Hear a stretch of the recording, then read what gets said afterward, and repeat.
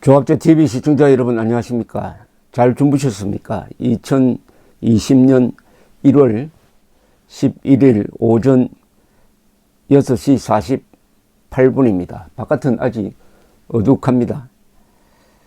자고 나면 새로운 사건이 터집니다.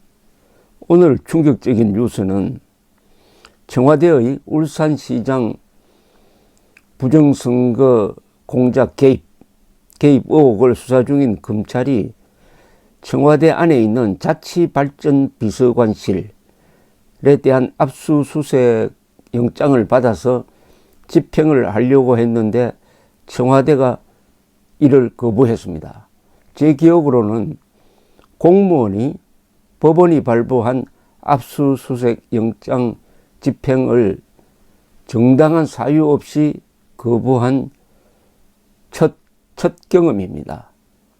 이것도 새로운 경험하지 못한 나라를 만들겠다는 문재인 씨의 약속이 집행되는, 실행되는 현장을 지금 우리가 목격하고 있습니다. 이것은 청와대가 대통령부가 국법에 도전하는 겁니다. 국법이 무서운 줄 모르는 모양인데 뭔가 이 청와대가 초조해 보입니다. 집권 세력은 원래 의젓해야 합니다.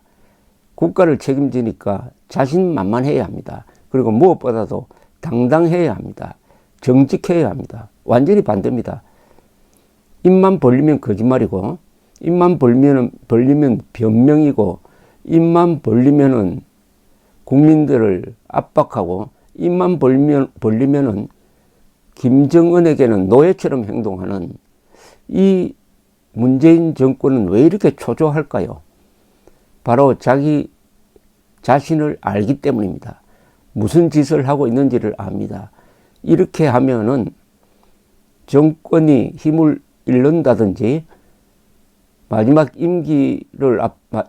임기의 마지막 챕터로 넘어가면은 또는 정권이 교체되었을 때는 거의 틀림없이 똑같은 잣대로, 즉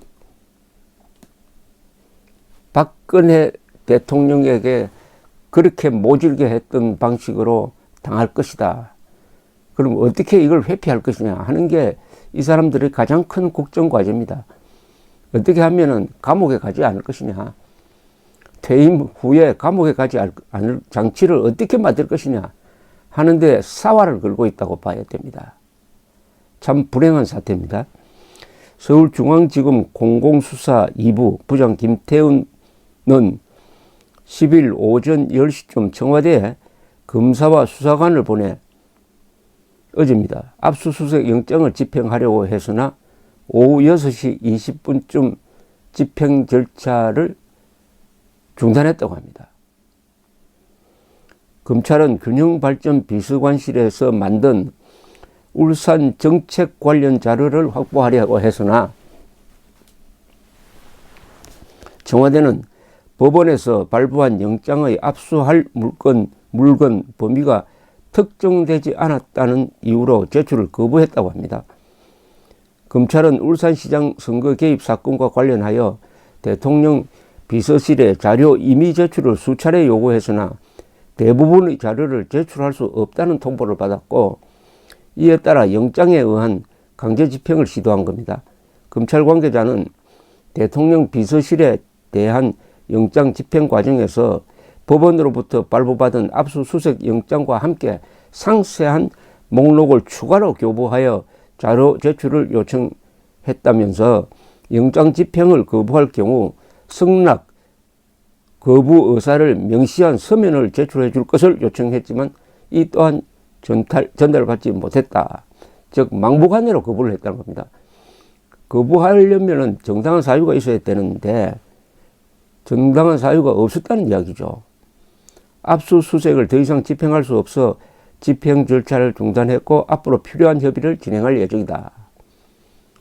청와대가 검찰 등 수사기관의 압수수색을 거부할 수 있는 근거는 형사소송법의 군사상 비밀을 요하는 장소는 책임자의 승낙 없이 압수 또는 수색할 수 없다는 조항입니다. 그래서 청와대는 국가보안시설 가급으로 분류되는 핵심 시설이기 때문에 검찰은 이날 연풍문 2층에서 대기하면서 들어가지 않고 청와대 관련 자료를 제출해달라고 요구했다는 겁니다. 압수수색이라고 해서 청와대에 가서 사무실을 막 뒤져가지고 서류를 찾아오는 게 아니라 바깥에서 기다릴 테니까 자료를 갖다 주세요라고 했답니다. 그런데 이것도 못하겠다는 거예요. 검찰은 전날 같은 내용의 영장을 발부받아가지고 국가균형발전위원회를 압수수색했습니다.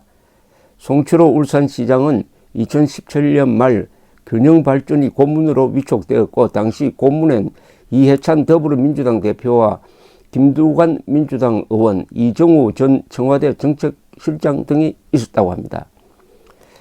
송철호 씨는 당시에 국립병원과 외곽순환도로 등을 설립하는데 고문단의 의견을 모아달라고 했고 대부분 친문재인 인사인 고문단이 송철호 시장의 선거 공약 설계에 논의를 했다면은 이게 공직자의 선거법 위반이 된다라고 검찰은 보고 있기 때문에 이게 문제가 커진 겁니다. 윤석열 검찰총장은 추미애 법무장관이 검찰 고위 간부 인사를 통해 핵심 참모들을 한직으로 대거 발령한 직후에 이틀 연속 압수수색에 나서면서 수사 의지를 보여주었지만은 청와대의 국법 무시로 일단 제동이 걸렸습니다. 압수수색을 거부하는 것은 공무집행방해가 됩니다. 그럼 공무집행방해 죄로 누구를 처벌할 거냐? 문재인을 처벌할 거냐? 아니면 비서실장을 처벌할 거냐? 어쨌든 이 국법과 문재인의 권력이 지금 정면 대결하고 있는 모습입니다. 거부하면 거부할 이유를 명시를 해야 될 것 아닙니까? 압수수색 영장은 검찰이 발부한 게 아니에요. 법원이 발부한 겁니다. 법원은 지금 김명수 대법원장의 통제를 받고 있지 않습니까? 김명수 대법원장이 지휘하는 더구나 이 정권의 고분고분한 그 법원이 압수수색 영장을 발부했다면 이건 분명히 이유가 있는 겁니다. 즉 울산시장 선거에서 문재인 씨의 친구를 당선시키기 위해서 국가기관이 도움을 주었다 이거죠. 공약을 개발하고 하는데 도움을 주었으니까 이것은 분명히 범죄 혐의가 있으니까 압수수색해야 된다 하는 판단을 법원이 한 거예요. 그러면은 청와대는 관련 서류를 갖다 줘야 될 것 아닙니까? 검사가 들어오지 못하게 해놓고 서류 갖다 주는 것도 못하겠다고 하면은 이거는 막무가내가 좀 도를 넘어섰습니다. 이 순간부터 청와대는 불법을 저지르고 있는 겁니다. 공무집행방해입니다. 분명히. 그리고 지금 청와대는 이렇게 되면은 부정선거의 사령탑이었다는 누명이 아니라 제대로 된 혐의를 인정하는 셈이 되는 겁니다. 뭐가 불리하다고 압수수색 영장까지 거부할 정도냐. 이건 결국 문재인이가 거부했다는 이야기죠.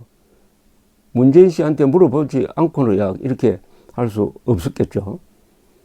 그리고 이렇게 되면은 대결 구도가 문재인 대 국법 이렇게 됩니다. 그럼 이런 질문을 할 필요가 있겠습니다. 문재인 대통령은 국법을 우습게 보느냐, 두렵게 보느냐. 문재인 대통령은 대통령으로 취임할 때 국가를 보위하고 헌법을 수호한다고 했어요. 헌법 수호. 이건 어떻게 되는 거냐? 문재인 대통령의 수많은 헌법 위반 행위, 그것도 큼직큼직한 헌법 위반 행위에다가 또 한 번 추가됐습니다. 탄핵 사유입니다. 고발 사유입니다. 문재인과 국법의 대결 구도가 이제 본격적으로 시작되었습니다. 윤석열 총장은 압수수색을 반드시 집행해야 합니다. 만약 집행하지 못하면 영장이 무슨 의미가 있습니까? 압수수색 영장이 묵히지 않으면 구속영장도 먹히지 않는 거죠. 그러면 이 검찰이 문재인 대통령에 대해서 외환 또는 내란의 죄가 있다고 해가지고 법원으로부터 구속영장을 발부받아가지고 청와대로 가서 구속하려고 했을 때 청와대가 구속을 거부하면은 그 순간부터 반역이 일어납니다. 그럼 대통령이 구속영장 집행에 응하지 않으면은 그 다음은 뭡니까? 검찰이 경찰을 데리고 가가지고 영장을 집행해야 되는데, 그러면 경호실 직원이 어떻게 하느냐? 경찰이 안 되면은 그 다음에 누가 나와야 됩니까? 군대가 나와야 됩니까? 이런 끔찍한 상황이 장난이 아니고 공상이 아니다는 것을 보여주는 게 이 작금의 이 사태입니다. 검찰총장에 대한 이 권력층의 야비한 공격은 검찰총장에 대한 공격이 아니에요. 국가에 대한 공격입니다. 민주주의에 대한 공격입니다. 법치주의에 대한 공격입니다. 이 문재인 정권이 민주투사인 줄 알았더니 민주주의를 파괴하고 있습니다. 아니, 법치주의를 살해하고 있습니다. 한국의 어린 민주주의가 문재인에 의해서, 문재인 세력에 의해서 지금 타살되고 있습니다. 대한민국을 독살을 하고 있습니다. 독살이라는 표현은 뭐냐? 칼로 찔러 죽이는 것이 아니라 계급투쟁론이라든지 사회주의 같은 이 독극물, 청산가리 같은 독극물을 투입을 해가지고 대한민국을 마비시키고 있습니다. 여기에 검찰이 맞서고 있어요. 외롭게 보입니다. 그러나 오늘 이승만 광장으로 몰려오는 애국 시민들이 뒤에 있습니다. 국법과 국민을 믿고 윤석열 총장은 반드시 영장 집행을 해야 합니다. 이게 국민의 명령이고 국법의 명령이고 주권자의 명령입니다. 감사합니다.